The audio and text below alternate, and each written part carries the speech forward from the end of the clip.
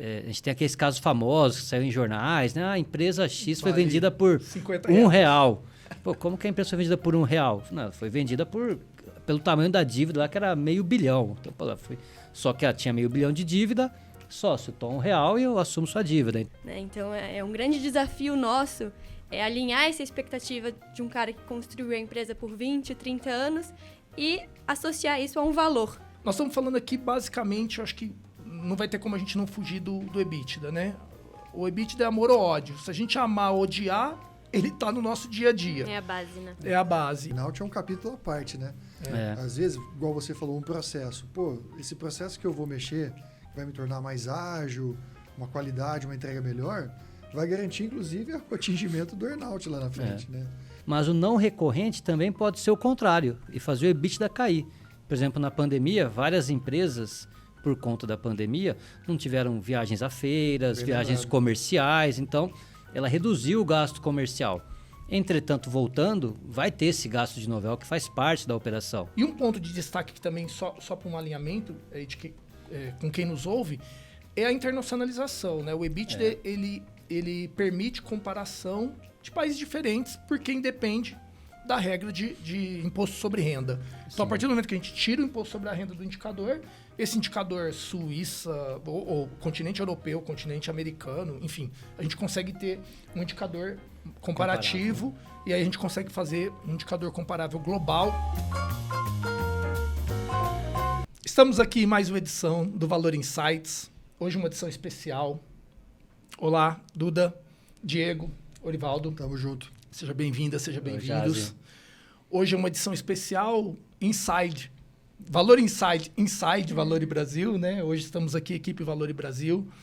A gente está trabalhando esse formato de hoje um pouquinho diferente, para a gente trazer experiências, né? Quantas e quantas reuniões e conversas nós saímos com aquela vontade de compartilhar o que foi muito válido, o que deixou os empresários, os acionistas impressionados muitas vezes.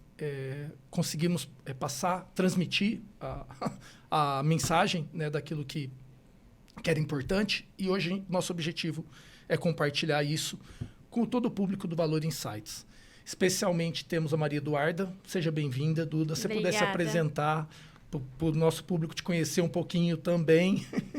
Meu nome é Maria Eduarda, mas todo mundo me conhece como Duda. Eu já atuo com fusões e aquisições fazem 3 anos. Eu sou formada aqui na FEA USP. Eu sou ouvinte do Valor Insights, então hoje eu estou muito feliz aqui de estar presente e para a gente fazer essa troca juntos. Isso aí, bem-vinda, Duda. Obrigada. Bem-vinda. O ponto mais polêmico, eu acho que é o que vai balizar a nossa conversa aqui, que vai acabar fluindo, está relacionada com o valor, né? Quantas vezes o valor ele gera o deal, ou seja, ocorre a operação, ratificando aqui que nós estamos falando, na maioria das vezes, no sell side. Então, a gente tem, acho que a gente tem o privilégio de ter uma boa experiência com os compradores, isso nos faz sermos bons também com os vendedores, mas nosso foco aqui é falar do sell side, né? E o valor é aquilo que concretiza o deal e é aquilo que dá o deal breaker, né? A gente sabe isso. E aí eu acho que o nosso principal objetivo aqui é quantas vezes um valuation chegou num valor que atendia a expectativa, vamos chamar assim, né, dos acionistas, e quando vem os ajustes, os famosos ajustes, quando vem as correções, quando vem a essência sobre a forma, muitas vezes, isso acaba diminuindo o valor e caminha para um possível deal breaker aí. Nós estamos falando aqui, basicamente, eu acho que não vai ter como a gente não fugir do EBITDA, né? O EBITDA é amor ou ódio. Se a gente amar ou odiar, ele está no nosso dia a dia. É a base, né? É a base. E nós sabemos que o EBITDA ele é um indicador de geração de valor, de geração de riqueza do negócio com as devidas ponderações. Nós vamos falar um pouco disso no decorrer do podcast. Mas, a partir do momento que um comprador, a maioria dos compradores fazem isso, avalia uma empresa por um múltiplo de EBITDA, né? 4 vezes, 5 vezes, 6 vezes e quantas vezes tem, depende do segmento, o EBITDA passa a ser um protagonista no processo de fusões e aquisições. Jazz, acho que até tem um ponto legal que você comentou, né? Que você falou, né, o comprador avalia por múltiplo de EBITDA. A gente tem que lembrar, né, o nosso público, que normalmente o comprador não avalia por múltiplo de EBITDA. Ele avalia pelo fluxo de caixa descontado, né? Então ele faz a análise completa e apresenta uma proposta vinculado a um múltiplo de EBITDA normalmente, não unicamente, mas normalmente, para facilitar após uma diligência, para poder conferir os números, não ter que toda vez fazer um trabalho completo de valuation, né? Então, acho que o múltiplo de EBITDA é muito mais uma conclusão de uma análise prévia do comprador. Porque a gente várias vezes acontece isso, né? O pessoal pega um segmento e fala, estão comprando entre 4 e 6 vezes EBITDA. Eu quero 6 porque eu sou mais organizado, eu sou mais... Mas o comprador tem os seus motivos de escolher o múltiplo 4 vezes EBITDA para um, ou 5 vezes para outro, ou 6 vezes para outro. Ele vai entender ali o que está agregando para ele. Então é importante a gente lembrar, né, que o EBITDA vira o protagonista, pós normalmente uma proposta, porque vem vinculado a ele, principalmente pensando numa diligência e o prazo pós-aceite da proposta para acelerar, mas a parte inicial não é um múltiplo de EBITDA, não é uma conta simples que o comprador escolheu, né, o múltiplo, falou, para esse aqui vou colocar 5 porque é a média, ou para esse aqui vou pôr 6 porque de fato o empresário é diferenciado. O comprador tem várias análises que ele olha para poder chegar no múltiplo de EBITDA, né? Boa. O EBITDA ele traz essa coisa de unificar, né, o conceito, que é universal, e além da questão do valor também para fins de earnout, né? Sim. Para medição, porque assim, você define hoje as regras do earnout que vai ser daqui 2, 3 anos. Né? Como é que a gente vai depois se organizar para pagar esse earnout, né? É um indicador objetivo, né? Diferente de um valuation, que é um indicador que tem várias premissas, né? O EBITDA é algo mais simples, é alguma fórmula. O EBITDA, o método de múltiplo de EBITDA acaba sendo uma espécie de um gabarito. Então, né, há um cálculo, há uma engenharia econômica ali para fazer o cálculo, mas joga dentro de um gabarito que fica muito mais fácil, principalmente para compradores em série fazer essas aquisições. E um ponto de destaque que também, só para um alinhamento com quem nos ouve, é a internacionalização. Né? O EBITDA ele permite comparação de países diferentes por quem depende da regra de imposto sobre renda. Então, a partir do momento que a gente tira o imposto sobre a renda do indicador, esse indicador Suíça, ou continente europeu, continente americano, enfim, a gente consegue ter um indicador comparativo, e aí a gente consegue fazer um indicador comparável global. Imagina se ele fosse pegar o lucro líquido de todo o país, seria uma loucura. Na verdade, não ia dar para comparar. Isso até que o EBITDA se sobressaiu tão utilizado. E ficou tão famoso, né? Isso mesmo. Aí eu acho que assim, a ideia aqui, quantos e quantos ajustes, né, nós temos, e eu acho que talvez um dos mais críticos que a gente vê em toda, acho que a gente pode, eu não erro em afirmar, eu acredito, que todo negócio acaba tendo um ajuste relacionado a não operacional, não recorrente.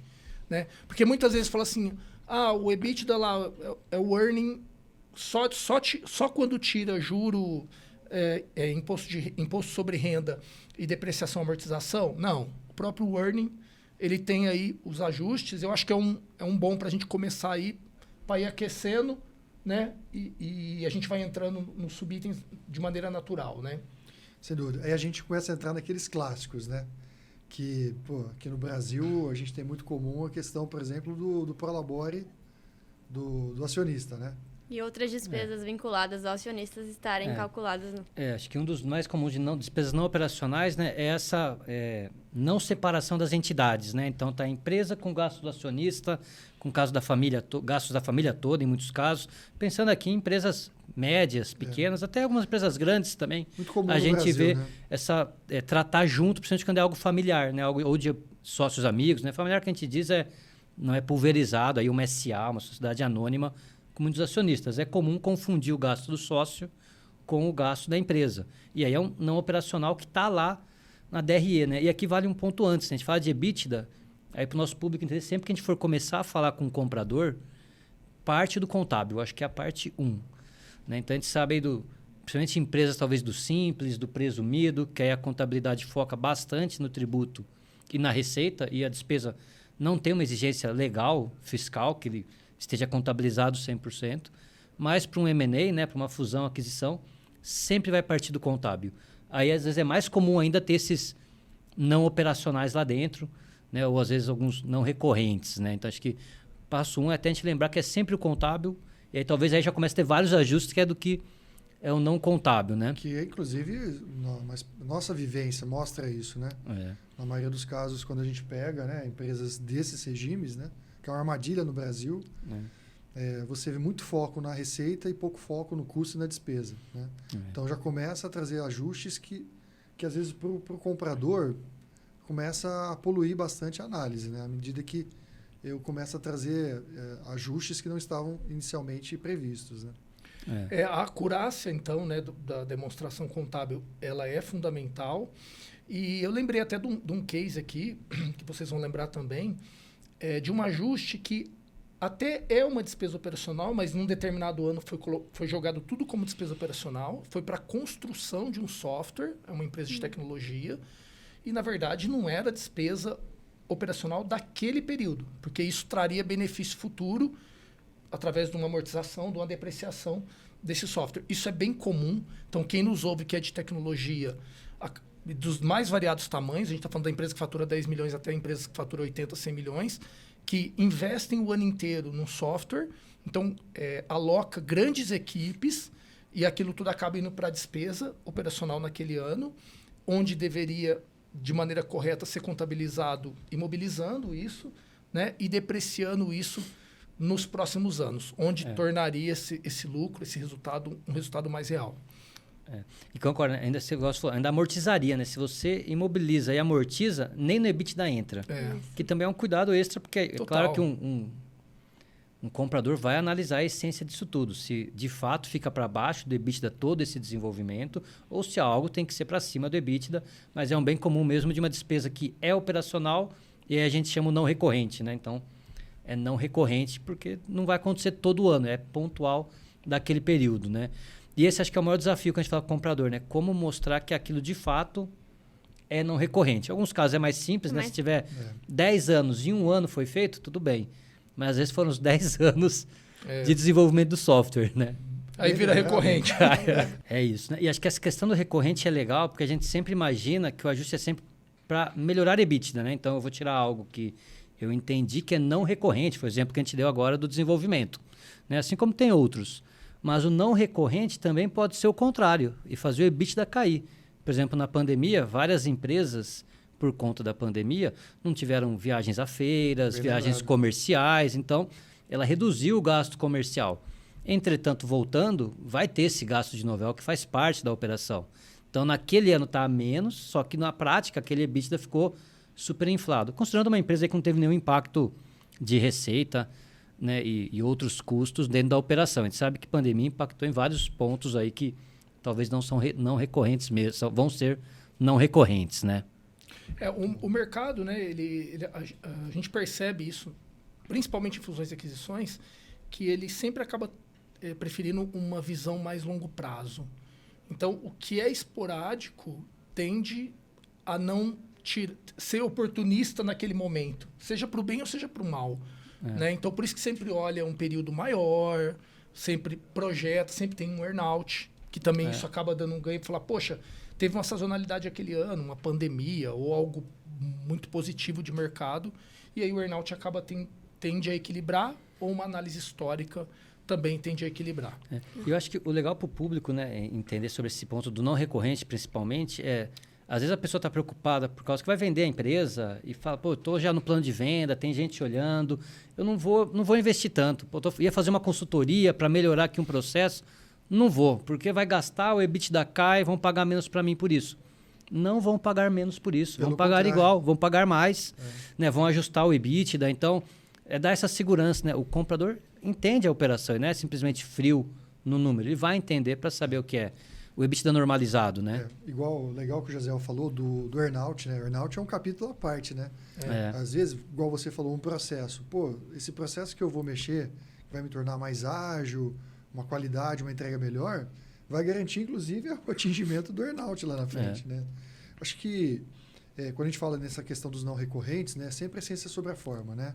É sempre buscar o âmago da coisa em relação ao que de fato acontece no dia a dia da empresa, né? Sem as paixões ali do momento da negociação, né?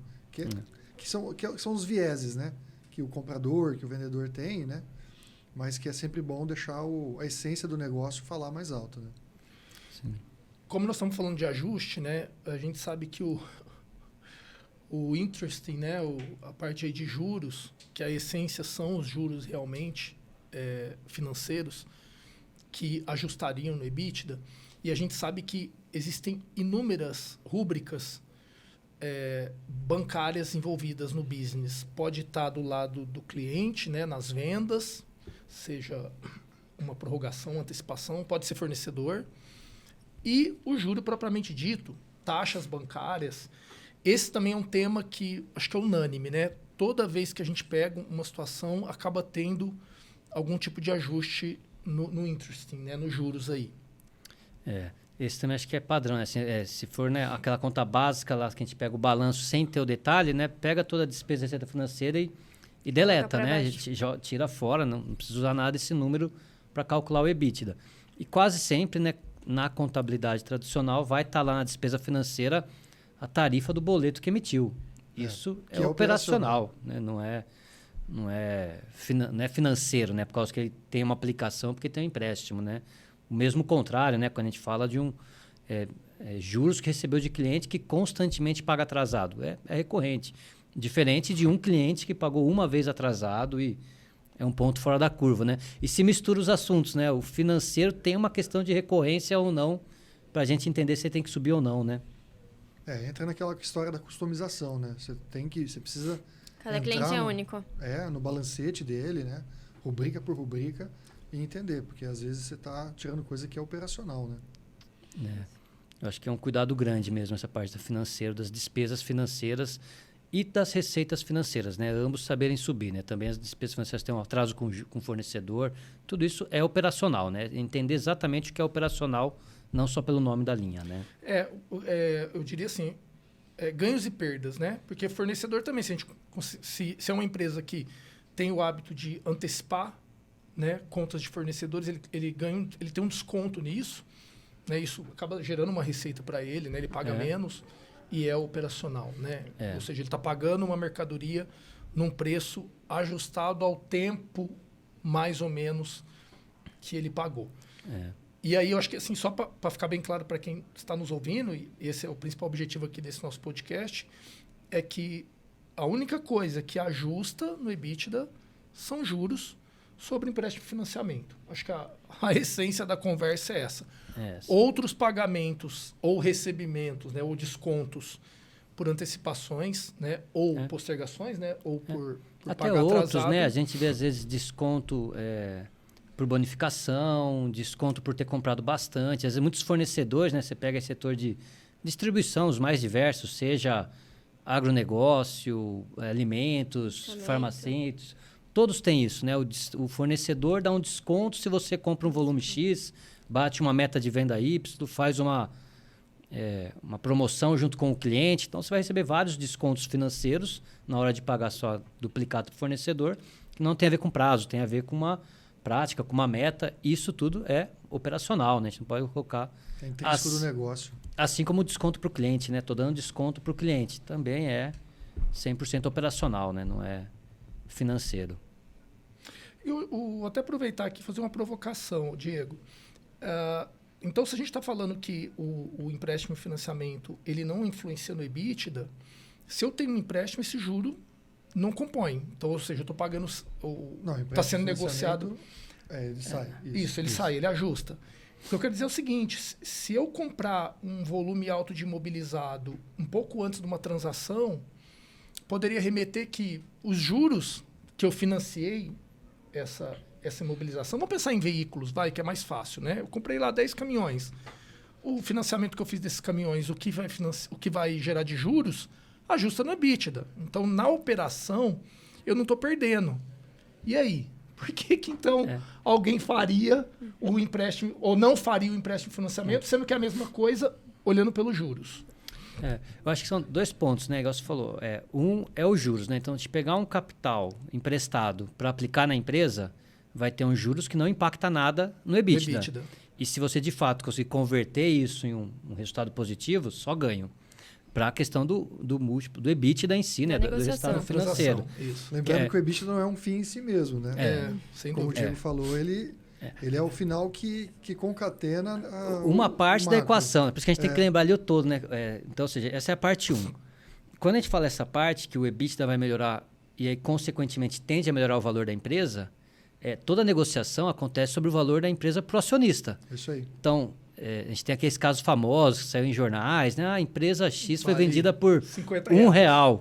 Pô, como que a empresa foi vendida por R$1? Não, foi vendida pelo tamanho da dívida lá, que era R$500 milhão. Então, pô, só que ela tinha R$500 milhão de dívida, sócio, toma R$1 e eu assumo sua dívida. Então, com certeza, aí é uma conta que o empresário tem que fazer, né? Vale a pena eu pegar o empréstimo, porque o crescimento do EBITDA vezes o multiplicador é maior do que o tamanho do empréstimo. E quando você fala de veículo, tem um segundo ganho, né?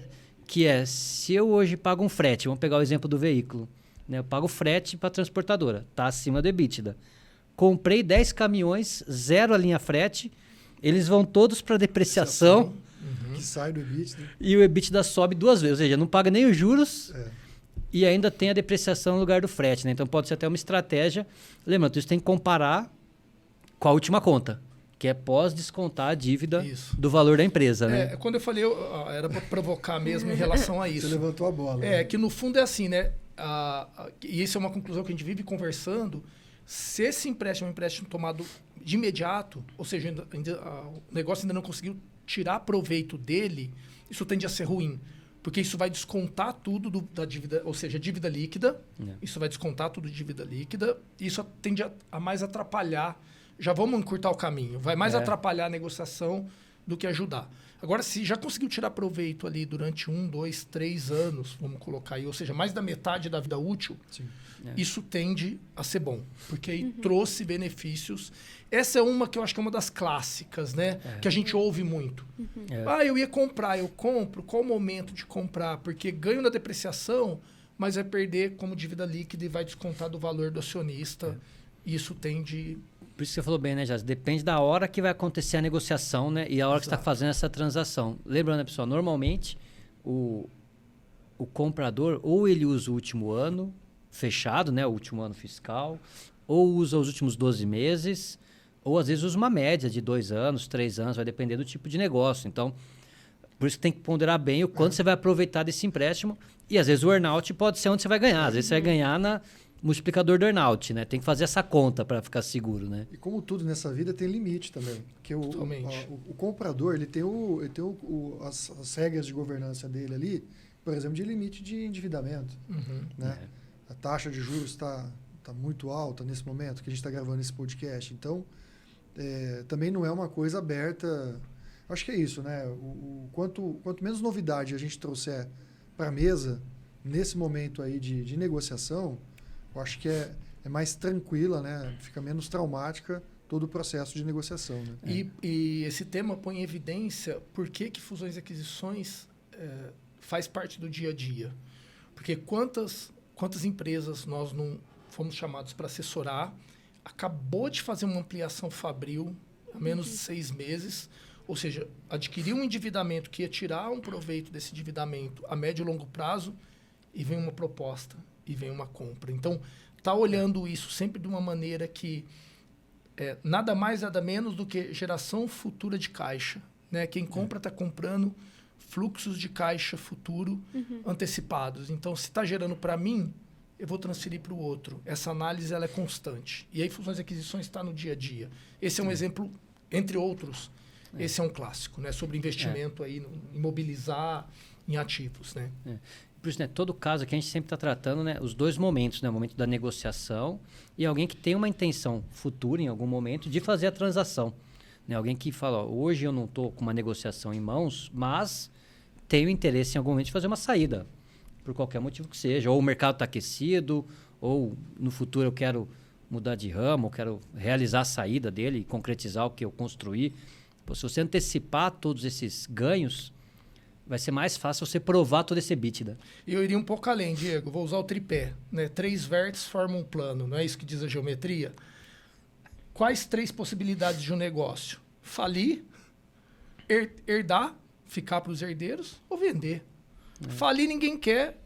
E se algo tiver acontecendo para falir, não vai vender, está descartado. Herdar, quantas brigas nós vimos ou quantas tirar a paz de heranças ruins, vamos chamar aqui. Então, acaba quase por afunilamento, ninguém quer um negócio para falir. Herdar pode ser uma boa, mas muitas vezes a gente vê que, acho que 50% no mínimo gera um conflito familiar aí, quando é empresa familiar. E vender acaba sendo opção. Então, né, a venda é quase que uma troca de mãos aí que remunera esses sócios, esses acionistas. Acho legal você falar disso, né? Porque assim, obviamente, o negócio que está indo para falência, ninguém quer. Né? Nem a família quer herdar. Nem a família. Então, o que sobra são empresas boas, geradoras de caixa. Né? E aí entra aquela dicotomia do empreendedor. Mas peraí, eu estou com um negócio aqui que está dando lucro, está distribuindo resultados. Às vezes fala, não me interessa vender. Por que agora, né? Tipo, 5 vezes EBITDA, enfim. Uma vez, recentemente eu vi uma metáfora muito legal, falando que quando você, eventualmente, faz uma saída de um negócio, o que é o negócio? É o fluxo de caixa descontado de vários anos, que a gente chama aí do explícito, né? E depois a perpetuidade. A valor presente, ou seja, simplesmente você tá trazendo anos de vida que você dedica para aquele negócio, da sua vida, que você dedica para o teu negócio, no momento presente, realiza, e depois está livre para, seja continuar num eventual lock-up como executivo do próprio negócio, ou empreender em outras áreas, né? Quer dizer, eu acho essa questão, né? Porque assim, igual a gente falou um pouquinho de empresas familiares, né? No Brasil, estatisticamente, é muito grande o índice de empresas familiares. Então, existe aquele apego, né, tradicional com o negócio, emocional, muitas vezes, né? Então, acho que essa abordagem, né, de não deixar, eventualmente, que se perca e manter esse legado do negócio, como também realizar anos de trabalho no momento presente, eu acho uma grande sacada para o empreendedor que, eventualmente, está apegado e não vê grandes vantagens, por exemplo, no processo de fusão e aquisição. Isso que você comentou, né, de ter sido ele construído, ser anos de trabalho, isso está muito relacionado também à expectativa que o cara vai ter em relação ao valor que aquela empresa vai ser vendida. Né? Então, é um grande desafio nosso alinhar essa expectativa de um cara que construiu a empresa por 20, 30 anos e associar isso a um valor que pode ser vendável. Né? Acho que é um grande desafio nosso aqui.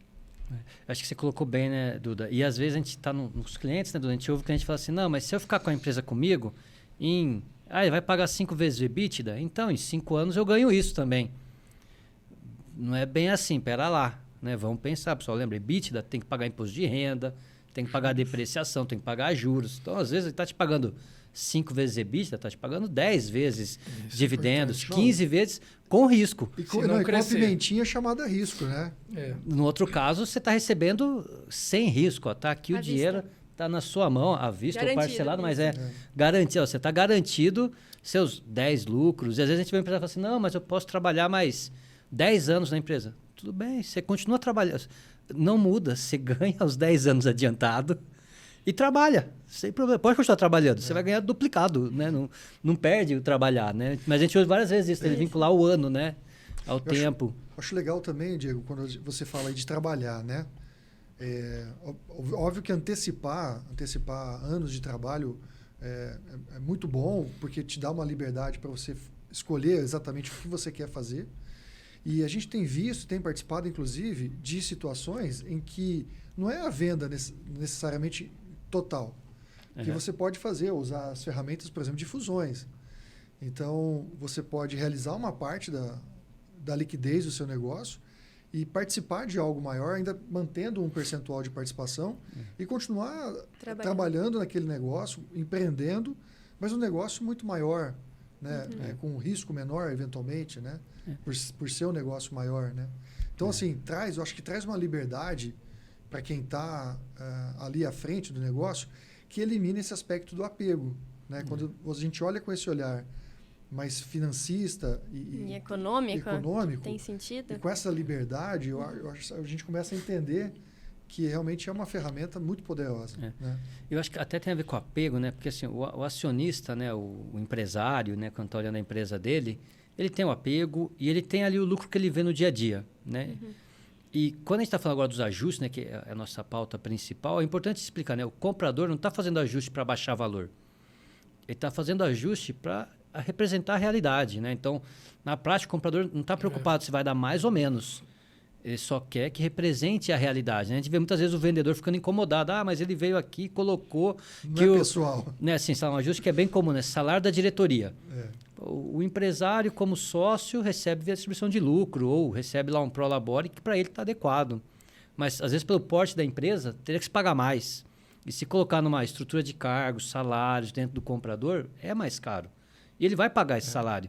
Aí o empresário, às vezes, acha que o comprador está querendo, né, prejudicar porque colocou o meu salário muito alto. Pô, que são essas armadilhas do regime tributário brasileiro, né?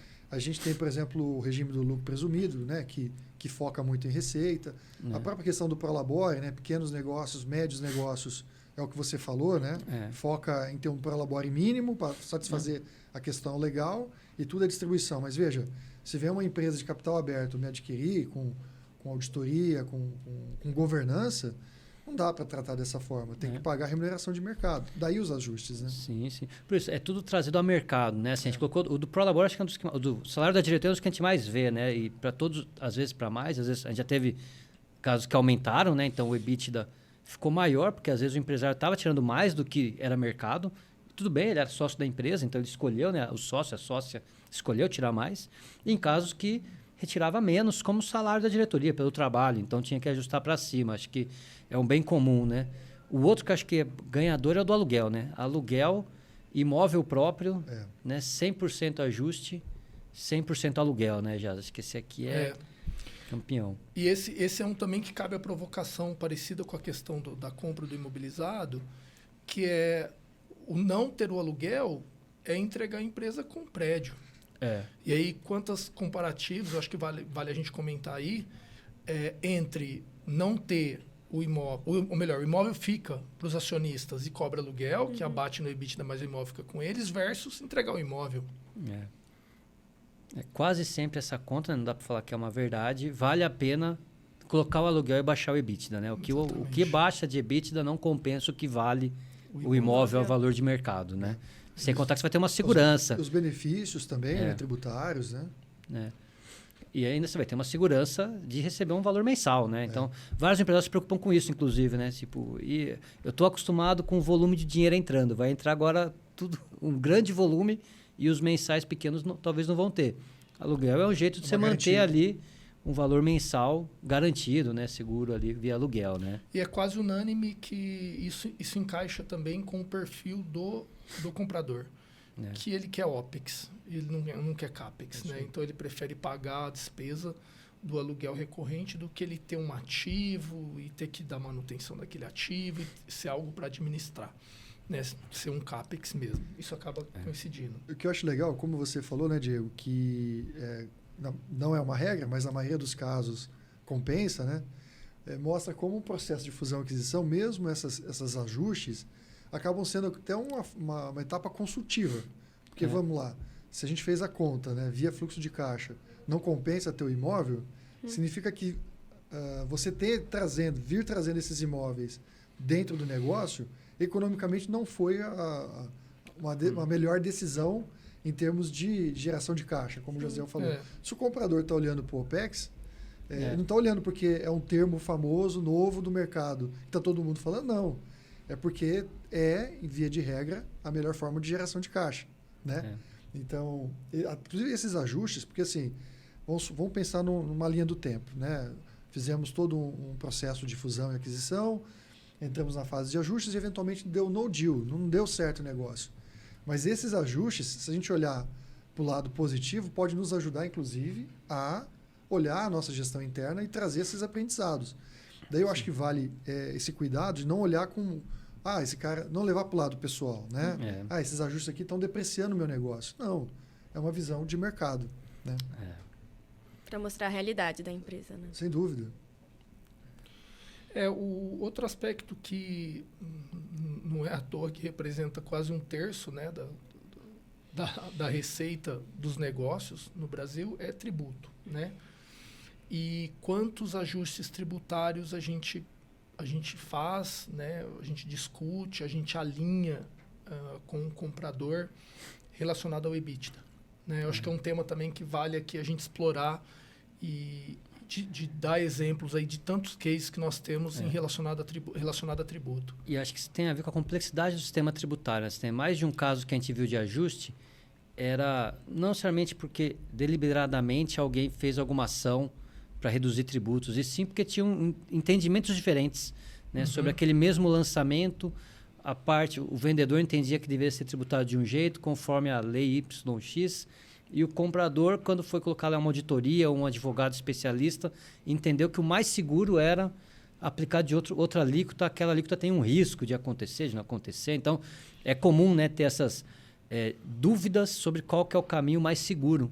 E o comprador, né, visto que ele está comprando e está arcando um preço por isso, tende a já trazer um advogado e falar, o seguro, e consultando tudo, é esse caminho aqui. O que você está tomando pode ser certo, pode ter algum questionamento no futuro por alguma mudança ou por como está hoje. E várias vezes a gente vê esses tipos de ajustes, né? Então tem que ajustar o tributo por causa de entendimentos, né?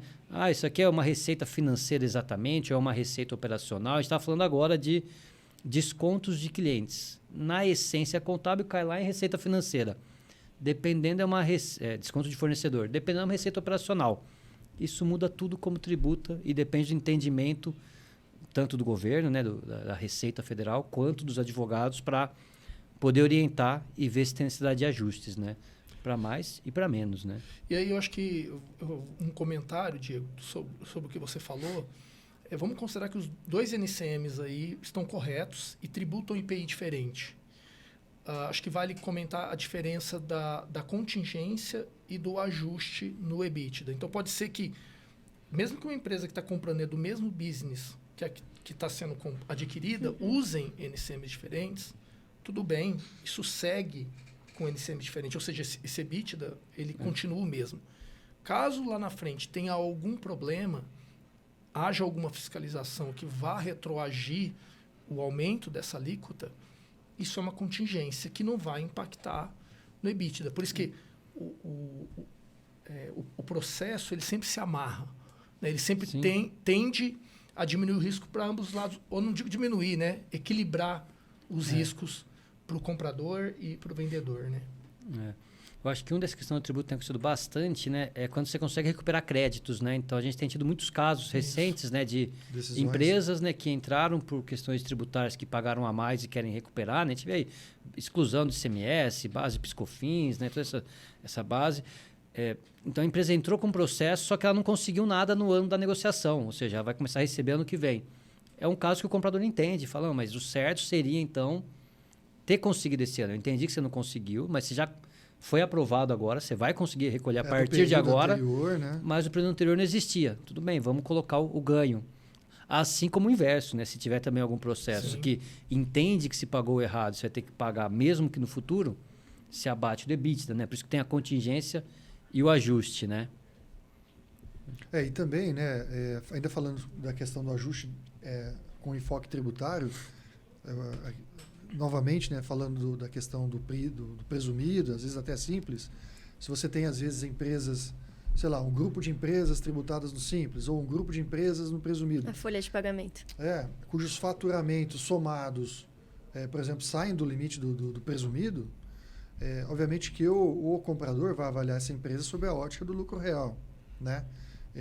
Ok, você tem todos os seus demonstrativos em outros regimes, mas vai ser feito esse ajuste para refletir novamente, né, a essência sobre a forma, né? A essência desse negócio, sendo todo ele uma coisa só, ser tratado como um regime único, né? E alguns cases também, me vem aqui muito fresco em mente, que o aspecto tributário ele passa a viabilizar um processo de fusão e aquisição. Um caso bastante emblemático e impactou muitas empresas no Brasil é a questão do ICMS na base de cálculo do PiscoFins. Quantas empresas tiveram muitos créditos e não tinha operação suficiente para usar esses créditos. A gente sabe que isso tem uma carência, então isso no momento acaba. E muitas vezes ela adquirir uma empresa que é tributada de PIS/COFINS tem uma alíquota de PIS/COFINS razoável e gera um volume razoável, ele usa o crédito para bater. Então, quantas situações dessas, a gente conseguiu ver isso pelo aspecto do próprio imposto de renda e contribuição social sobre o lucro líquido, né? Prejuízo que abate em lucro, ágil, etc. Né? Eu acho que esse também é bem amplo e todos os valores muito relevantes. Né? Falou em tributo, você mesmo disse, um terço. Ou seja, qualquer aí. Coisa aí vai... E aí eu acho que são fatores exógenos. Né? A gente está falando aqui da parte do tributo, né? Que sem dúvida esses créditos podem ser um goodwill aí nessa negociação, mas esses fatores exógenos a gente já viu muito também em tecnologia da informação, pessoas, né? Empresas de tecnologia da informação, quando fazem aquisições, também miram muito, eventualmente, empresas que já têm, né, um certo time formado, dado a escassez aí de mão de obra, né? Uhum. Então, que também potencializam o valor da empresa, né? Bastante, muito. Um ponto que a gente vivencia bastante, ainda mais para players que são muito compradores, né, são ajustes pela visão do comprador, que eu acho que também vale a pena que a gente colocar um pouquinho na mesa. Seja assim, eu faturo 5 bi, estou comprando uma empresa que fatura meio bi. Por que a minha margem de contribuição é 20 e a dele é 22, 25? E aí? E ele quer colocar... Esse é polêmico, né? Ele quer colocar a margem dele, porque ele sabe que ele performa pelo tamanho que ele é, do que assumir uma margem maior e a hora que ele incorpora essa margem, vai para o patamar dele, fica flat. Eu acho que aqui é sempre a questão do comprador, ele não está no dia a dia, né? Então ele tem o risco do não conhecimento. E aí ele conhece o que ele já possui, o que ele já está no dia a dia. Por isso que é comum, às vezes, a hora que ele vai falar assim, peraí, para faturar 10 aqui, eu preciso de X pessoas. Como que você fatura metade e tem só 1/4 das pessoas? Que mágica é essa que você trabalha muito mais eficientemente que eu? Pode ser fato, pode não ser, né? E a gente faz trabalhos para compradores, né? E direto a gente sempre bate nessa tecla. Por que está acontecendo? Como que está? Explique exatamente seu produto, seu preço de venda, né? O que está acontecendo que você consegue... Você sabe que acho interessantíssimo esse assunto, porque, sem dúvida, né, eu acho que o fator risco, né, o fator desconhecido, ele vai ser sempre uma coisa que vai ser colocada ali pelo comprador. E, obviamente, essas mágicas aí têm que ser muito bem explicadas, né, porque, na verdade, não existem mágicas. Né? Mas eu acho que aí entra o papel da consultoria no seu site. Né? Porque, veja, ok, se por um lado eu estou sendo comprado eventualmente, tem uma margem maior... e eventualmente você tem algum tipo de dúvida com relação a isso perdurar, de outro lado, há sinergias nessa transação. Né? E aí cabe aí à consultoria também a defesa dessas premissas, obviamente buscando potencializar o máximo possível o valor da empresa para o lado do vendedor. Né? Eu acho que aqui é isso. Quanto mais segurança der para o comprador, menos ele vai usar uma margem dele, uma premissa dele. A gente vê várias vezes, né? Não pode ter mágica, né? Por exemplo, a empresa que está sendo vendida não coloca lá PDD. Às vezes, dependendo do porte médio, né? Lucro presumido, não coloca PDD ou tem uma regra X de PDD. E o comprador, às vezes, é uma empresa de capital aberto, já tem uma auditoria, já tem uma regra estabelecida, ele vai usar a regra dele. Até ele conseguir fazer toda essa conta, ele estima com média. Né? Portanto, sempre, né, os ajustes são validados, né? Nenhum ajuste é chutado ou imposto. Né? Eles são validados e entendidos, porque o comprador quer comprar o EBITDA que ele vai ter. Ele fala, estou comprando o EBITDA que eu vou ter. E eu acho que o earnout é um bom remédio, né? Nesses casos. Né? O amadurecimento, essa é uma grande vantagem que a gente tem, pensando em mercado, o amadurecimento do mercado de fusões e aquisições criam ferramentas, né, sejam uma escrow para situações de contingenciais e sejam um earnout, porque o ajuste do comprador não vai bater a verba dele de comissionamento comercial, de marketing, de reinvestimento, de PCLD e tantas outras rúbricas. E aí sim, se ele conseguir performar nas mesmas bases em 2, 3 anos... O comprador quer os 22. Ele ganha o prêmio, ele ganha o earnout. Todos ganham. Isso. Depois não dá? Mas acho que já gerou ali já se pagou, já teve um payback daquele ativo empresa para o comprador. E tem uma segurança para os dois, né? Acaba sendo uma segurança para os dois, exatamente. Eu acho que, né, temos o tempo, né? O tempo aqui, no tempo não tem ajuste, Então, o tempo tem que ir mais à risca. Então, vamos finalizando. Acho que o papo foi legal. Acho que teremos outras oportunidades de discutirmos outros temas, né? Compartilharmos outros temas com quem nos assiste, com quem nos ouve.